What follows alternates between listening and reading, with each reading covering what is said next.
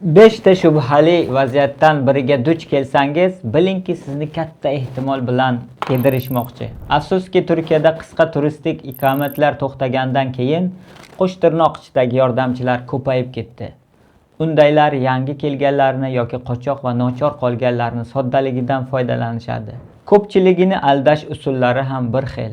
Birinchisi, 2 kunda kimlik tayyor bo'ladi deyishadi. Ikkinchisi, shartnoma haqida gap ochsangiz, gapni burishadi. Uchinchisi, oldindan sizdan ko'p pul so'rashadi. To'rtinchisi, qanday vaziyat bo'lmasin, tanish bor, hal qilamiz deyishadi. Beshinchisi, ofis adresini so'rasangiz, aniq bino va adres aytishmaydi, chunki o'zi ham rasmiy ishlamaydi-da. Bundaylarga duch kelsangiz, tezroq qochib qoling. Siz shunday holatlarga uchraganmi? Biz umid sotmaymiz, natija qilamiz. OneLand shartnomalar va muddatlar asosida ishlaydi. Obuna bo'ling. Savollar bo'lsa, izohlarda kutamiz.